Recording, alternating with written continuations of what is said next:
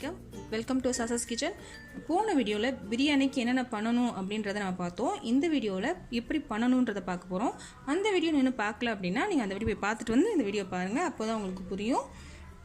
First நான் ஒரு பெரிய பாத்திரம் வச்சுருக்கேங்க. 1 கிலோ அரிசி ஆக்குற மாதிரி ஒரு பாத்திரம் வச்சுருக்கேன். இப்போ இதில் நம்ம எடுத்து வச்சுருந்த பாத்திரம் சூடாயிடுச்சு. நம்ம எடுத்து வச்சுருந்த 200 கிராம் எண்ணெயும் ஊற்றிடலாம்.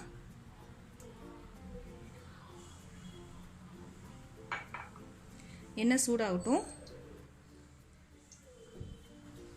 எண்ணெய் சூடாயிடுச்சு. இந்த டைமில் நான் காமிக்கிறேன். ஒரு சின்ன பட்டை, 2 கிராம்பு, ஒரு ஏலக்காய். இது சும்மா தாளிக்கிறதுக்கு நம்ம காமிச்சோம் இல்லைங்களா, அந்த இதில் இல்லை, இது தனியாக நான் எடுத்து வச்சுருக்கேன். சும்மா இது தாளிக்கிறதுக்காக போட்டிருக்கேன். 2 பேருக்கு போட்டால் போதும். போட்டதுக்கப்புறம் லைட்டாக பொரியட்டும்.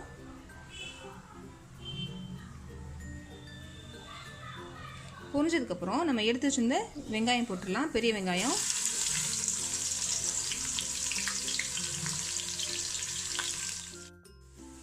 வெங்காயம் எந்த அளவுக்கு வதங்கணும் அப்படின்னா லைட்டாக ப்ரௌன் கலரில் வரணும். அந்த அளவுக்கு நம்ம வதக்கணும். ஏன் அப்படின்னா அது அப்போ தான் நமக்கு பிரியாணிக்கு நல்ல கலர் கொடுக்கும். அதனால தான் இப்போ பிரியாணி அதுக்கு தான் நான் சொன்னேன் வெங்காயம் ஒரே மாதிரி வெட்டணும் அப்படின்னு சொல்லி. உங்களால் கத்தியால் ஒரே மாதிரி வெட்ட முடியும்னா நீங்கள் வெட்டிக்கோங்க, இல்லைன்னா நான் சொன்ன மாதிரி சீவிக்கோங்க. நீங்கள் பார்த்தீங்களா லைட்டாக கலர் சேஞ்ச் ஆகிட்டே வருது. இன்னும் நமக்கு நல்லா கலர் சேஞ்ச் ஆகணும்.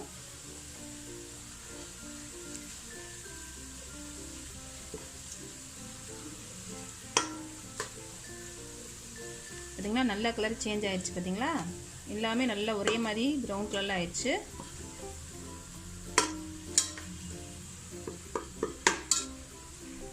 இந்த டைமில் தக்காளி, நான் சொன்ன தக்காளியை சின்ன சின்னதாக கட் பண்ணி வச்சுருக்கேன். தக்காளி போட்டதுக்கப்புறம் தக்காளியும் நல்லா வதங்கணும். ஏன் அப்படின்னா தக்காளியில் இருக்க தோல் தனியாக பிரிஞ்சிடணும். அந்த அளவுக்கு நம்ம வதக்கணும். அப்போ தான் நமக்கு கலர் நல்லா வரும். பார்த்தீங்களா எந்த அளவுக்கு நமக்கு வதங்கியிருக்குன்னு பாருங்கள் தக்காளி. இந்த மாதிரி வதங்கினதுக்கப்புறம் பூண்டு போட்டுடலாம். பூண்டு பேஸ்ட் நம்ம அரைச்சி வச்சுருந்தோம் இல்லைங்களா, அந்த பேஸ்ட்.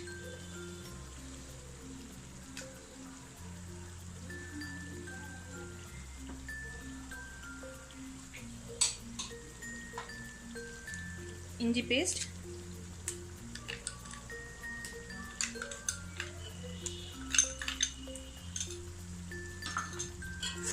இதை நல்லா கலந்துடலாம். இதோட பச்சை வாசனை போகிற வரைக்கும் நம்ம வதக்கிக்கலாம். இதோட பச்சை வாசனை போயிடுச்சு. இப்போ அடுப்பை சிம் பண்ணிவிட்டு நம்ம கறி வேக வச்சு எடுத்துருந்தாங்களா, கறி மட்டும் போடுறேன். தண்ணியில் கறி மட்டும்.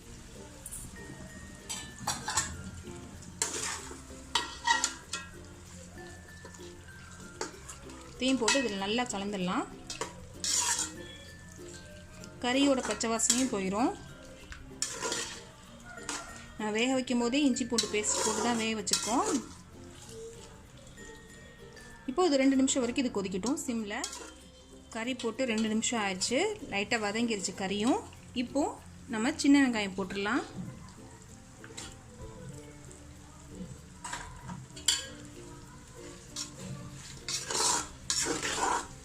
எல்லாத்தையும் கலந்துடலாம்.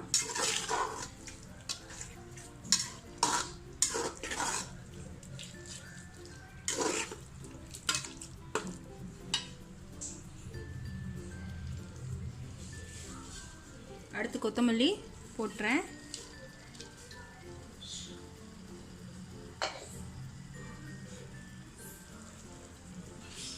பச்சை மிளகாய் 4 போடுறேன். புதினா,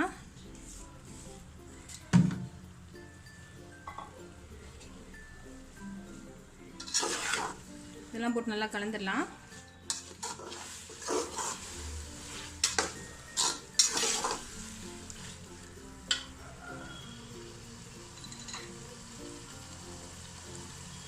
இப்போ கொஞ்சம் உப்பு போட்டுக்கிறேன்.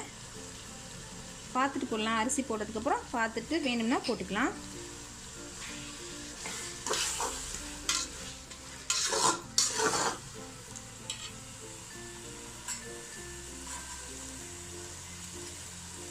மிளகாய் பொடி,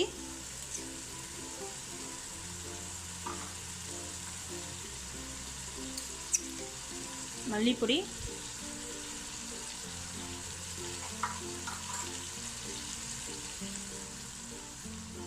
இதையும் சேர்த்து நல்லா கலந்துடலாம்.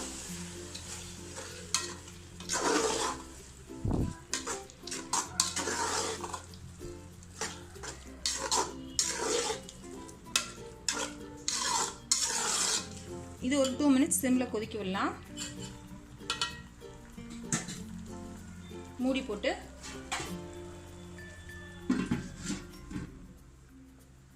ஒரு 2 நிமிஷம் ஆயிடுச்சு. இப்போ திறந்து பார்க்கலாம்.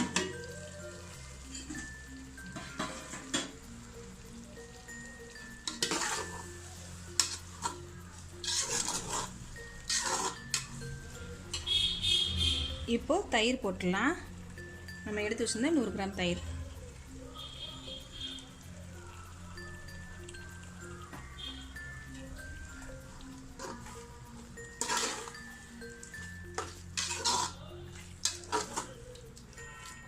தயிர் ரொம்ப புளிச்சிருக்க கூடாதுங்க. இதையும் ஒரு மூடி போட்டு 2 நிமிஷம் கொதிக்க விடலாம்.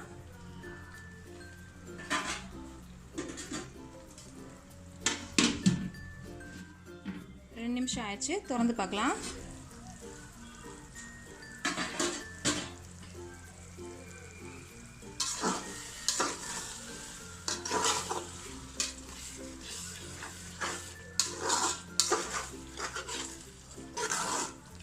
கீழேருந்து விடுங்க எப்போவுமே. இங்கே பாருங்க, இப்படி கீழே விட்டீங்க அப்படின்னா ஒட்டியிருக்கான்னு பார்க்கலாம்.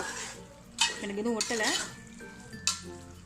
இங்கே ஃபுல்லாக வச்சிங்கன்னா கீழே ஒட்டுறதுக்கு சான்சஸ் இருக்குது. அதனால தான் நான் சிம்மில் வச்சு கொதிக்க சொன்னேன். கலந்து விட்டுட்டு இன்னும் 2 நிமிஷம் கொதிக்க விடலாம்.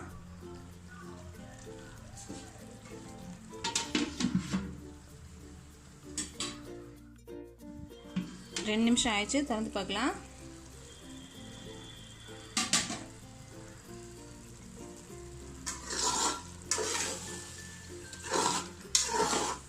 நல்ல பிரியாணி வாசனை வருதுங்க.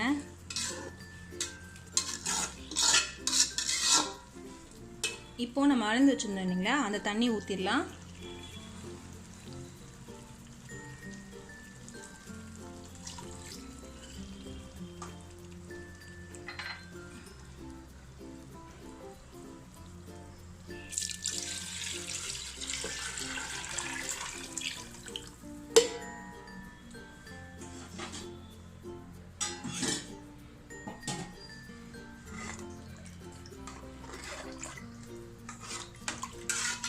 இது நல்லா கொதி வரணும். இப்போ உப்பு செக் பண்ணிக்கோங்க. எனக்கு உப்பே இல்லை. அதனால் இப்போ உப்பு போட்டுக்கிறேன். இப்போ அதை செக் பண்ணிவிட்டு அரிசி போட்டதுக்கப்புறம் செக் பண்ணிங்க அப்படின்னா உங்களுக்கு உப்பு கரெக்டாக வந்துடும்.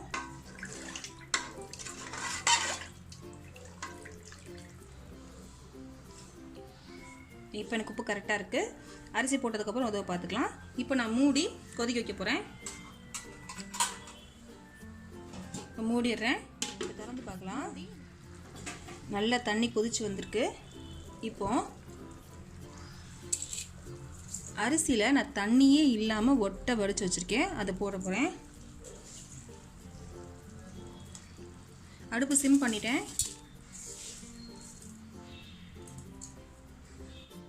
அரிசி போட்டதுக்கப்புறம் அடுப்பை ஃபுல் பண்ணிவிட்டு கீழேருந்து ஒரு தடவை கிளறுங்க. அரிசியெல்லாம் கலந்து தனித்தனியாக ஆகணும். இப்போ உப்பு செக் பண்ணுங்கள்.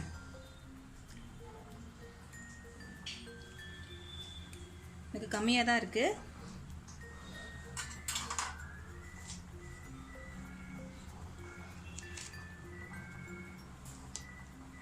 இது நல்லா சலசலன்னு கொதிக்கணும். அந்த அளவுக்கு நம்ம அரிசி போட்டதுக்கப்புறம் நல்லா கொதிக்க ஆரம்பிச்சிருச்சு. நல்லா சலசலன்னு கொதிக்குதுல. இப்போ நம்ம லெமன் ஜூஸ் ஊற்றிடலாம். ஒரு லெமன் ஜூஸ்.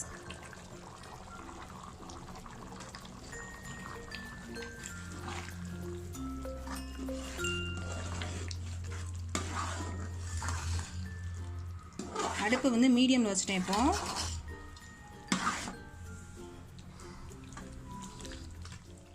இப்போ அடுப்பு மீடியமில் இருக்குது. இப்போ ஒரு 2 நிமிஷம் வரைக்கும் மூடி போட்டு வேக வைக்கலாம்.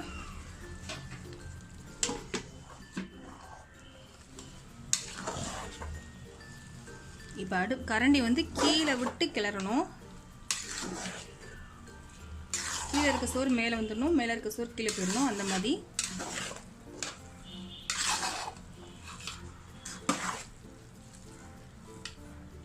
நம்ம போட்ட தண்ணி ஆல்மோஸ்ட் வத்திருச்சு. இன்னும் இருக்குது தண்ணி.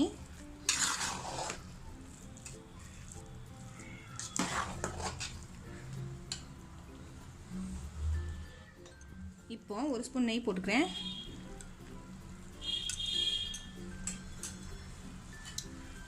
இது ரெட் கலர் ஒன்றும் இல்லைங்க, அந்த நான் மிளகா பொடி 8 ஸ்பூனில் தான் நான் இப்போ எடுத்து போட்டேன். அதுதான் அது.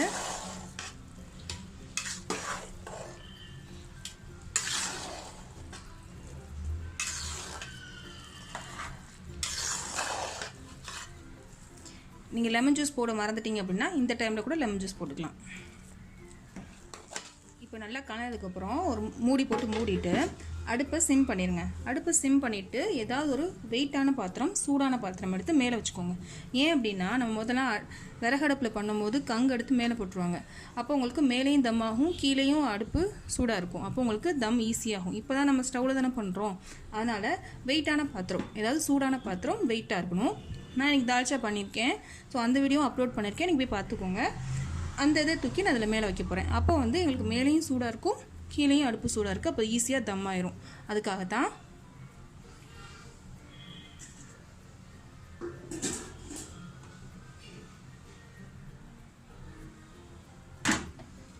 சூடாக இருக்குது தால்ச்சா. இதையும் மூடி போட்டு மூடிட்டேன். இப்போது ஒரு 5 நிமிஷம் வரைக்கும் அப்படியே இது இருக்கட்டும். 5 நிமிஷம் ஆயிடுச்சு. இப்போது இந்த இது தால்ச்சா சட்டி இறக்கிடலாம்.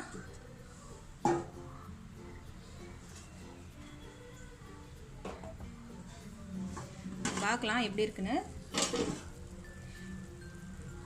ஒரு தடவை கிளறி விட்டுக்கலாம், கீழே வந்து அடி பிடிக்காத மாதிரி.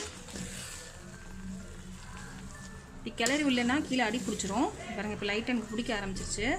இப்போ பிடிக்கலன்னா உங்களுக்கு அடி பிடிச்சிரும். இப்படி செய்யலை அப்படின்னா.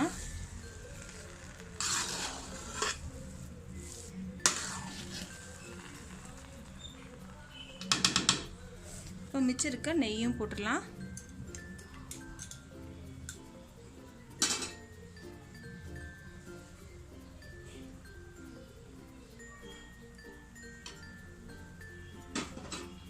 இதையும் நல்லா கலந்து விட்டுடலாம்.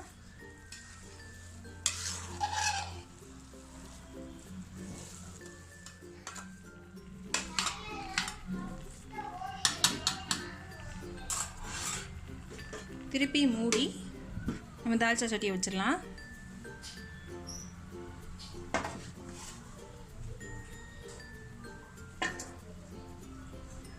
அடுப்பு இன்னும் 2 நிமிஷம் வரைக்கும் அடுப்பு எரியட்டும். 2 நிமிஷம் ஆனதுக்கப்புறம் அடுப்பு ஆஃப் பண்ணிடுங்க. இது தால்ச்சா சட்டி அப்படியே ஒரு 1/2 மணி நேரத்துக்கு அப்படியே இருக்கட்டும். 2 நிமிஷம் ஆயிடுச்சு. இப்போ நான் அடுப்பு ஆஃப் பண்ணிட்டேன். 1/2 மணி நேரம் ஆயிடுச்சு. இப்போ எடுத்து பார்க்கலாம்.